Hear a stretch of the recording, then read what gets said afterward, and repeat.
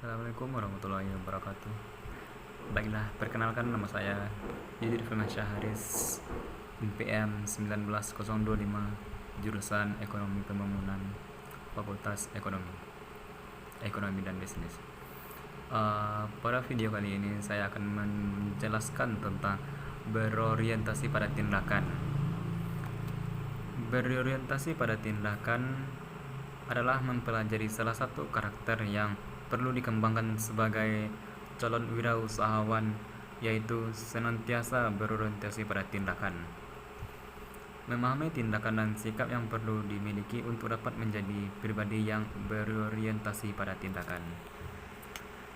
Ciri-ciri pengusaha yang mampu mengambil keputusan dan bertindak cepat seperti orientasi PDCA, Plan, Do, Check and Action. Selanjutnya ada 8 kebiasaan orang yang sangat efektif. Pertama, proaktif. Kedua, bermula dari ujung pemikiran, end of mind. Ketiga, dahulukan hal yang utama. Keempat, berpikir menang atau win-win. 5, memahami untuk dipahami. 6, sinergi. 7, menajamkan ketahanan, fleksibilitas dan kekuatan. 8, menemukan keunikan dan membantu orang lain menemukannya. Pertama, proaktif. Hal ini kita tidak terjadi begitu saja. Disadari atau tidak, hidup ini kita rancang secara hati-hati. Oleh sebab itu, pilihan berada di tangan kita. Bahagia atau sedih, tegas atau ragu-ragu, sukses atau gagal, berani atau takut. Setiap momen atau situasi selalu menyediakan pilihan. Memutuskan mengambil pilihan yang mana. Momen atau situasi tadi memberi kita kesempatan yang sempurna untuk melakukan sesuatu secara berbeda, untuk menghasilkan hasil yang lebih positif. Selanjutnya, menjadi proaktif berarti kitalah yang bertanggung jawab atas diri kita. Kita tidak dapat menyalahkan orang tua atau kakek nenek atas segala kelemahan yang kita miliki atau masalah yang kita hadapi. Orang yang proaktif menyadari bahwa mereka adalah orang yang responsible, yang tidak menyalahkan faktor keturunan, situasi dan kondisi yang ada. Mereka sadar betul bahwa bagaimanapun tingkah laku mereka itu terjadi atas pilihan mereka sendiri. Sebaliknya, orang yang reaktif sangat sering dipengaruhi oleh lingkungan sekitarnya. Menurut mereka, tingkah laku yang buruk adalah produk dari lingkungan eksternal. Saat cuaca bagus, mereka merasa baikan.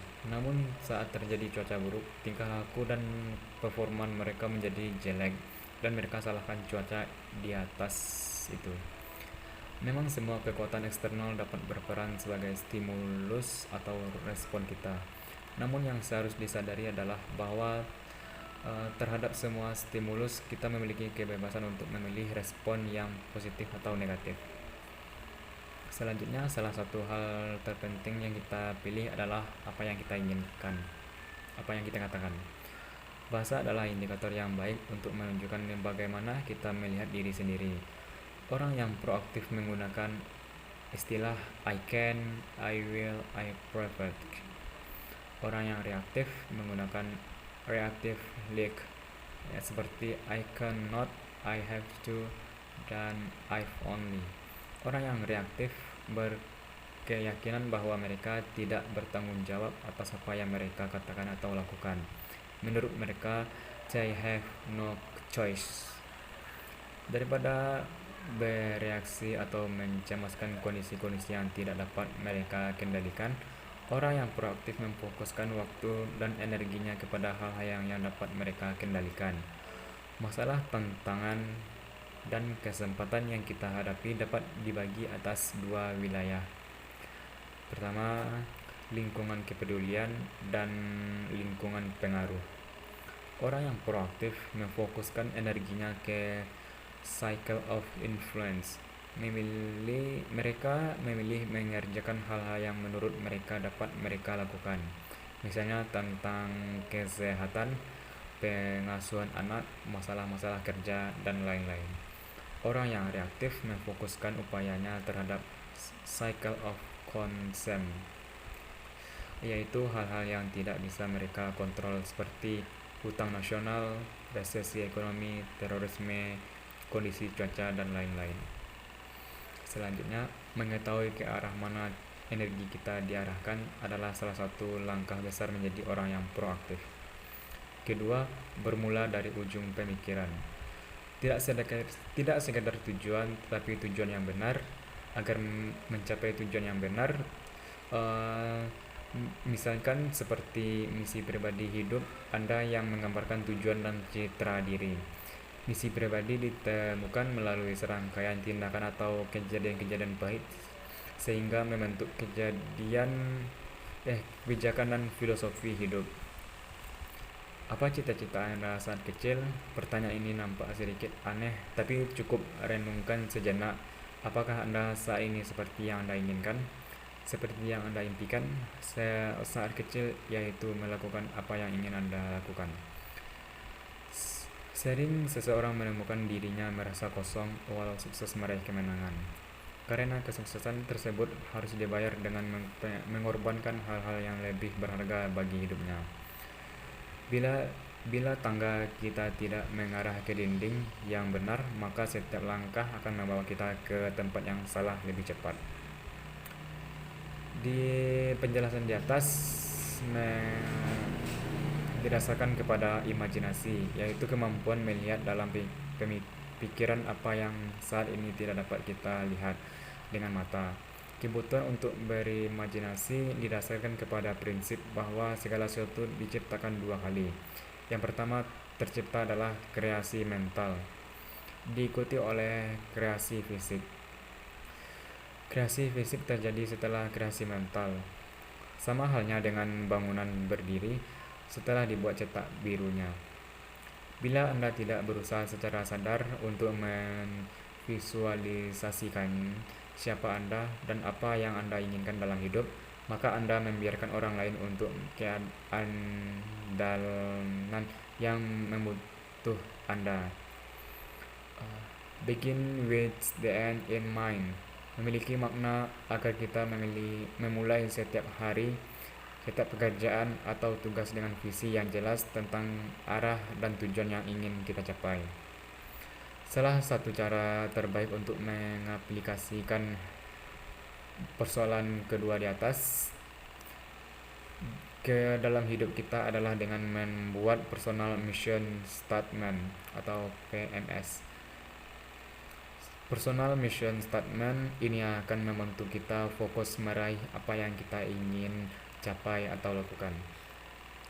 Jadi, PMS adalah semacam rencana yang akan membantu kita meraih sukses dengan satu, memberi kita keyakinan akan siapa diri kita. Kedua, mengarahkan upaya-upaya kita fokus ke sasaran. Ketiga, mengubah ide kita menjadi dunia nyata.